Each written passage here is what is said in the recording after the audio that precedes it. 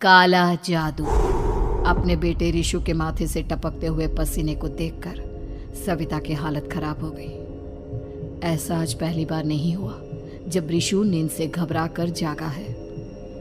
हाय मेरा बच्चा, न जाने किसकी नजर लग गई है तुझे। जब से मेरे बच्चे ने 10वीं के एग्जाम में स्कूल टॉप किया है तब से रोज बुरे बुरे सपने आने लगे हैं। हाँ माँ, मैंने आज फिर से एक काले साए को देखा। वो यहीं मेरी आंखों के सामने खड़ा था। माँ मुझे बचा लो माँ। वो मुझसे कह रहा था कि मुझसे बदला लेगा। माँ कहीं ये प्रशांत। चुप कर, कैसी बात कर रहा है? दोबारा उसका नाम मत लेना। तुझे पता है ना, उस प्रशांत ने आत्महत्या कर ली, तो बार बार उसका नाम मत लिया कर। मम्मी, क्या सच में प्रशांत ने आत्महत्या की थी? चुप कर, बहुत सवाल पूछता है आजकल। और फिर रात के वक्त सविता के पूरे घर में एक अजीब सा काला धुआं छा गया। गहरी नींद में सोई सविता की जैसे ही आंख खुली उसका दम घुटने लगा। वो दौड़कर रिशु के रूम की तरफ गई जहां उसके दरवाजे पर घूमती एक काली परछाई देख वो बुरी तरह से घबरा गई। कौन है वहाँ? कौन है? सामने आओ।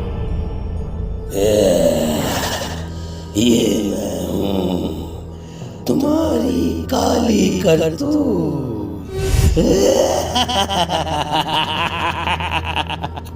और अब मैं तुम्हारे बेटे को ले जाने आया हूँ। नहीं, मेरे बच्चे को छोड़ दो प्लीज।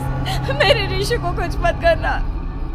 वो परछाई रिशु के कमरे में घुस जाती है। सविता भी उसके पीछे पीछे दौड़ कर जाती है और देखती है कि अब वो साया साफ नजर आ रहा था। वो सर से पैर तक खून में सना हुआ था और उसके शरीर के सारे अंग कटे फटे हैं। क्या चाहिए तुम्हें? तुम जो बोलोगे मैं करूंगी, लेकिन मेरे रिशु को छोड़ दो। उस परछाई ने रिशु को गर्दन से पकड़कर दीवार के सहारे हवा में उछाल दिया। रिशु जोर जोर से चिल्लाने लगा। माँ बचाओ मुझे, बचा लो माँ ये मुझे मार डालेगा। माँ मुझे बचा लो माँ। नहीं ऐसा मत करो, मुझे मार दो लेकिन मेरे बच्चे को छोड़ दो। मैं तुम्हारे आगे हाथ जोड़ती हूँ।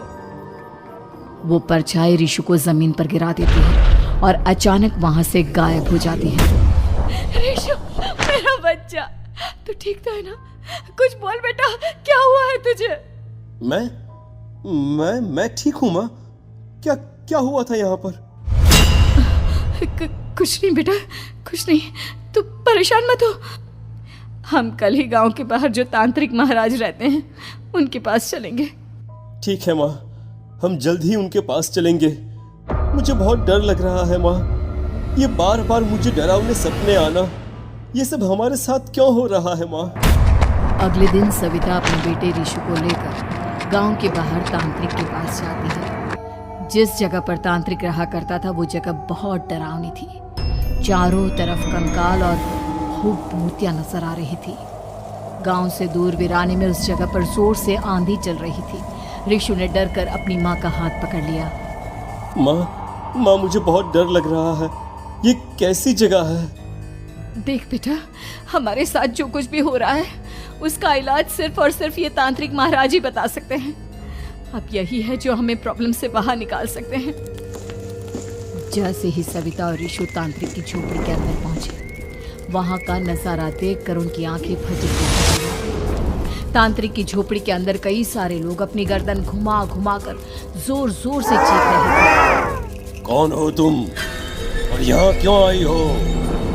महाराज, मेरे बेटे को कुछ दिनों से एक डरावनी काली परछाई नजर आती है और कल रात उसने मेरे बेटे पर हमला भी कर दिया।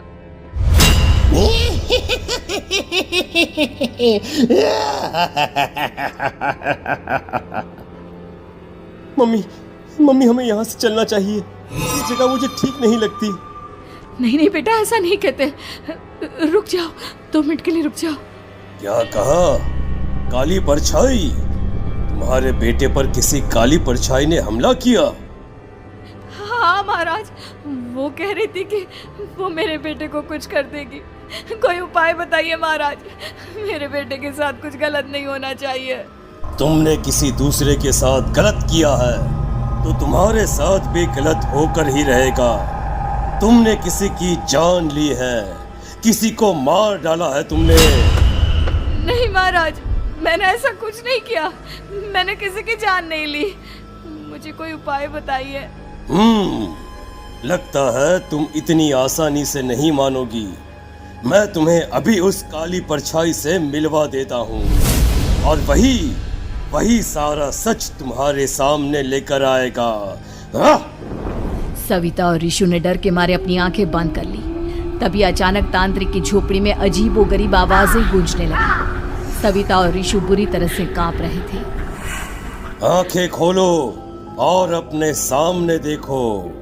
क्या यही है वो जिससे तुम कल रात को मिली थी?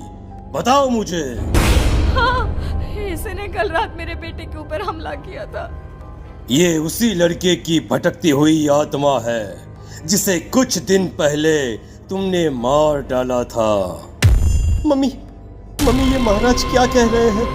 क्या सच में आपने किसी की जान ली है, किसी को मार डाला है? अगर हाँ तो बताइए ना मम्मी, किसको मारा है आपने? किसको? तुम्हारी माँ इतनी आसानी से सच नहीं बताएगी बेटा। इसने एक बच्चे की जान ली है। कहीं उसका नाम प्रशांत तो नहीं महाराज? वो मेरा दोस्त है, मेरा मतलब मेरा पड़ोसी है। सही पहचाना।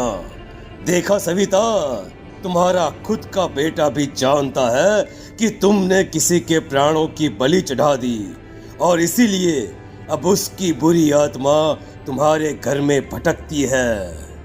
मुझे माफ कर दीजिए महाराज, मुझसे बहुत बड़ी गलती हो गई। प्रशांत हमारे पड़ोसी का बेटा था।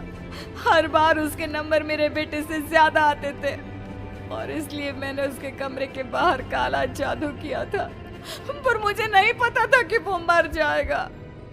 तुम्हारे उसी काले जादू वाली गुड़िया के अंदर एक बुरी आत्मा थी जिसने उस बच्चे के दिमाग पर बुरा असर कर दिया और उसी की वजह से उस लड़के ने अपनी बालकनी से कूदकर आत्महत्या कर ली।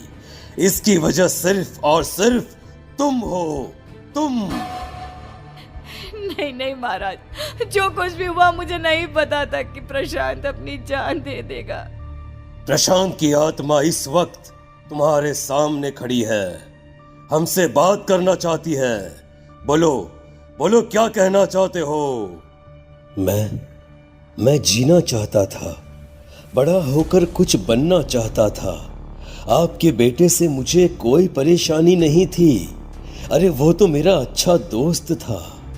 मुझे माफ कर दो बेटा, मुझसे बहुत बड़ी गलती हो गई, मुझे माफ कर दो। माफ करने से मुझे वापस जिंदगी नहीं मिल जाएगी। मेरे माँ बाप आज भी मेरे लिए रोते हैं। आपने मेरे साथ बहुत गलत किया है, बहुत गलत। और तभी अचानक प्रशांत की आत्मा वहां से गायब हो जाती है। सविता जोर जोर से रोने लगती है। सुन लिया तुमने? ये तुम्हारे अपने ही किए हुए पाप हैं जो इस तरह से तुम्हारे सामने आ रहे हैं। माँ, ये आपने अच्छा नहीं किया। सिर्फ 10th बोर्ड के एग्जाम में मैं टॉप कर पाऊं, इसीलिए आपने मेरे दोस्त के ऊपर काला जादू कर दिया। नहीं मम्मी, नहीं, अब हम कभी खुश नहीं रह पाएंगे, कभी नहीं। मेरे दोस्त की आत्मा को कभी शांति नहीं मिलेगी मम्मी, कभी नहीं। लेकिन मैंने जो कुछ भी किया सिर्फ तुम्हारे लिए किया। वो लड़का हमेशा फर्स्ट पोजीशन पर आ जाता था और इस वजह से हमेशा तुम्हारे मार्क्स कम पड़ते थे। मैंने तो सिर्फ उस पर एक छोटा सा काला जादू किया था बेटा। मुझे क्या पता था कि उसका ये नतीजा निकलेगा। जिस गुड़िया को तुमने उस लड़के के कमरे के दरवाजे पर लगाया था, दरअसल उसके अंदर एक बुरी आत्मा का प्रवेश हो गया था, जैसा कि अक्सर काला जादू करते समय हो जाता है। मुझे अपनी गलती का एहसास हो गया है। मैं प्रायश्चित करना चाहती हूँ। आप बताइए मैं क्या करूँ? प्रशांत के घर जाकर उस काली गुड़िया को वहां से निकालकर यहाँ लेकर आओ। मैं उसे आग में जलाकर राख कर दूंगा और उसके बाद प्रशांत की आत्मा को हमेशा के लिए मुक्ति मिल जाएगी। अगली रात सविता चुपचाप अपने पड़ोसी प्रशांत के घर जाती है। प्रशांत के माँ बाप प्रशांत की मौत के बाद उस घर को छोड़कर हमेशा के लिए वहां से चले गए थे।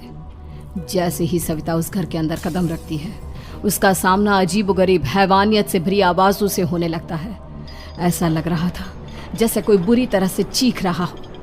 सविता जैसे ही प्रशांत के कमरे के बाहर पहुंचती है, वहां पर लटकी हुई गुड़िया के शरीर से खून टपकने लगता है। ये क्या हो रहा है? इस गुड़िया के शरीर से खून क्यों टपक रहा है? सविता हिम्मत करते हुए उस गुड़िया को वहां से उतारने की कोशिश करती है, लेकिन तभी अचानक से बहुत भयानक दिखने वाली औरत उसकी आंखों के सामने आकर खड़ी हो जाती है। मैं यहाँ से कहीं नहीं जाऊंगी, और अगर तूने मुझे यहाँ से हटाने की कोशिश की तो मार डालूंगी मैं तुझे। नहीं नहीं, मुझे तुम्हें यहाँ से ले जाना ही होगा, नहीं तो मेरा बेटा, उसकी जान को खतरा है। मैं तुम्हें नहीं छोड़ सकती। अगर तुम्हारे अंदर हिम्मत है तो मुझे इस घर से बाहर ले जाकर दिखाओ। और ऐसा कहकर वो औरत सविता के ऊपर हमला कर देती है और उसे हवा में उछाल उछाल कर जमीन पर पटकती है। लेकिन तभी अचानक मौका देखकर सविता अपने हाथ में ली हुई सुई उसके हाथ में चुभो देती है। हाथ में सुई लगते ही वो औरत जमीन पर तड़पने लगती है। ये क्या किया तूने? ये क्या कर दिया? तुझे ऐसा नहीं करना चाहिए था। तांत्रिक ने मुझे कहा था कि तुझसे जीतने का सिर्फ यही एक तरीका है जिससे मैं अपने पापों का प्रायश्चित कर सकती हूँ और अपने बेटे की जान बचा सकती हूँ। और उसके बाद वो डरावनी दिखने वाली औरत एक छोटी सी जादुई गुड़िया में तब्दील हो गई और सविता ने उसे ले जाकर तांत्रिक को दे दिया। तांत्रिक ने जादुई गुड़िया को आग के हवाले कर दिया।